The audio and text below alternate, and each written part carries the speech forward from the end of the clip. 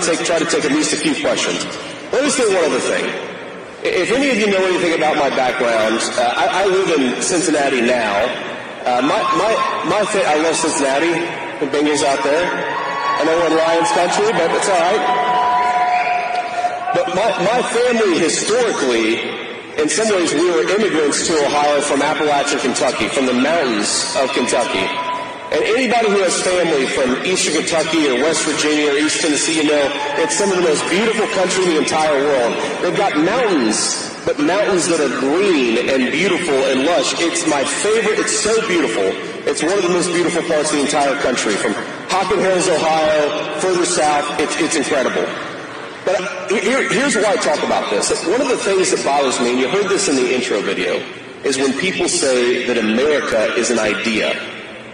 Well, America has great ideas.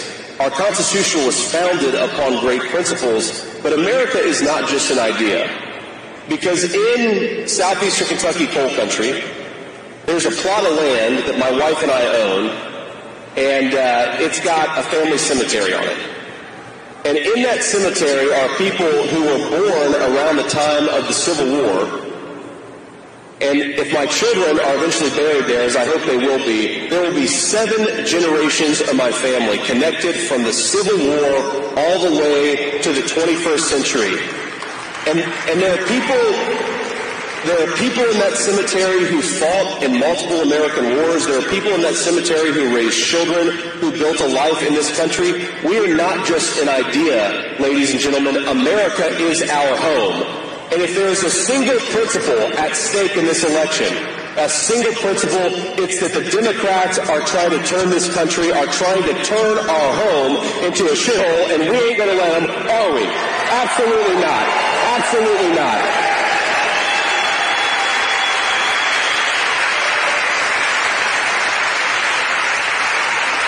So I want you to remember this as you're doing your work, and I have to be careful here because I know this is I don't want to get in trouble. I'm not allowed to do electioneering.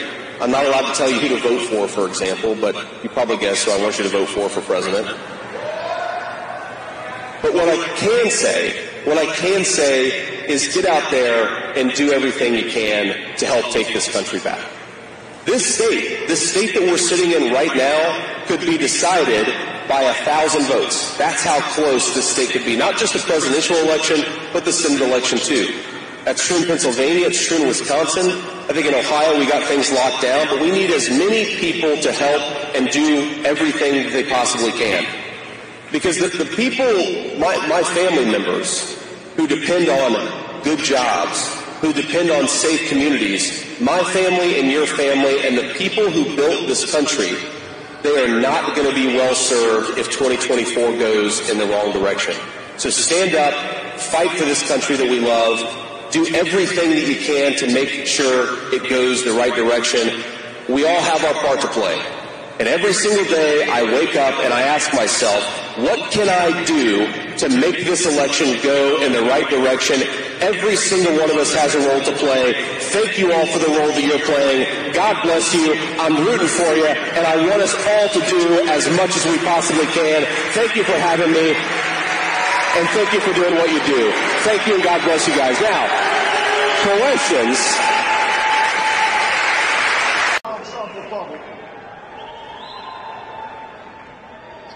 And that's because we deserve to have nice things. Prosperity at home, peace throughout the world. That is what we experienced under President Trump. Wages were rising. Investment returned to America. Police were cherished. Our military restored. We spent our time dreaming about the possible and making good things happen in our lives. Growing families, buying homes, retiring with fat 401ks. Sure, there was a mean tweet now and again. I kind of like those too. Sometimes we really do forget about all of the accomplishments of the Trump administration. The Tax Cuts and Jobs Act, securing the border, right to try for the ill, veteran choice. President Trump rewrote NAFTA for the American worker and put us in a position of energy dominance. I don't always remember all the things that happened in such a short period of time. But I remember how I felt during the Trump presidency, how we all felt. A nation of full hearts, big dreams, and endless ambition to win. Winning so much we get tired of it. Now we got Joe Biden. He ain't tired of winning. He's just tired. Looks like he gets tired breathing. You see him sit there sometime with his mouth agape, just like... Last time I saw that, it was Robert Mueller. We all knew he lost a little off his fastball. Compare what we had to our diminished America today. We are poorer, sicker, deeper in debt, and overrun by illegal aliens. How can people be turned off by mean tweets but think that political prosecutions are okay? Once we had one of America's great families in the White House, the Trumps. Now we've got transsexual influencers wandering around the West Wing. Sometimes they even get jobs. Remember that dude in heels who used to steal everybody's luggage? That was like an actual thing. We're not going to have dudes in heels in the White House anymore. Now, President Trump had a little something to say about that in the primary, too. I mean, think about it. We went from Ivanka Trump in the White House to that weird thing in the heels. Home ownership has become a mirage for millennials and Zoomers alike. The average mortgage payment in America today is around $2,800. Who can afford that with the price of fuel and groceries and all of the things that Joe Biden has made more expensive? It's no surprise then that we are seeing more delinquencies and more home foreclosures than at any other time in the last decade. In the Trump economy, we could actually afford to buy homes. President Trump understands the value of a home, and that's why he invites everyone to his home as a host and as a great leader. Under Trump, we could build more, grow more, and have more. The left wants us to have less. It used to just be fewer guns they wanted us to have. Now it's fewer goals. You know, they want to turn everything in this country on its head. And they think we should have a smaller house, less money, a smaller family, if people can even afford to get married and have a family anymore. They want to turn your cheeseburger into a bug patty with compressed seed oils, and they want to make the greatest country that has ever existed weak and lonely and trans all at once. You see, President Trump is a builder, and that which is built in steel and concrete must first be built with a vision in the mind. Vision and energy and productivity are certainly more patriotic than laundering Chinese bribe money to your family members. So we must bring these Biden voters that we know out of the brain fog that they are in, believing that they only deserve the diminished America that has been provided by Joe Biden. The Democrats are the party of high prices, high taxes, and low T. Is a party even trying to win an election anymore if their standard bearer just soiled his pants at a D-Day memorial?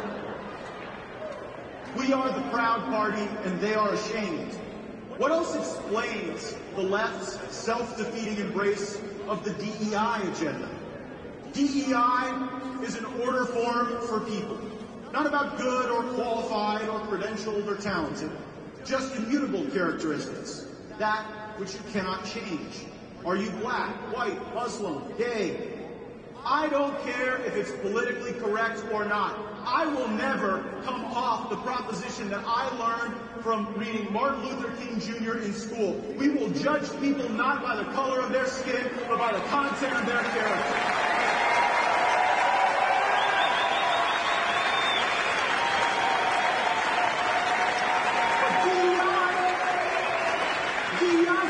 What's on the outside that counts? How many left-handed lesbians do you need? Have you had enough women of color on your board? Have you hired enough illegal immigrants lately? You know what? America isn't a slave auction. We cannot hire and promote and pay people based on the skin color or the traits they cannot change. We must hire and promote and pay based on merit and merit alone.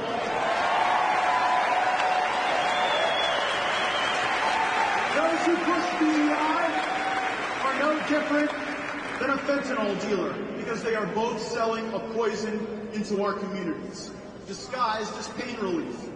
Everything will be okay if we just use this, not realizing the damage it does to our social fabric. DEI has no role in our society. We must drive it out of corporate boardrooms, out of our military, and we ought to drive